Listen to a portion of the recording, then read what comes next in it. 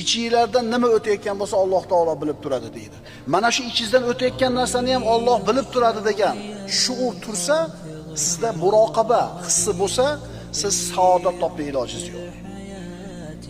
Allohni har bitta narsani bilib turishini bilishing lozim bo'ladi, vojib bo'ladi. Agar shuni bilsang, Allohga osiy bo'lishdan ehtiyot bo'lasan. Alloh bilan bo'ladigan muomalamizdagi muvaffaqiyatni, yutuqni siri ayni mana shunda.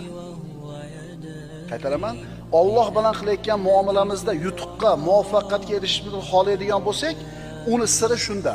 Alloh meni doim ko'rib turadi, doim bilib turadi.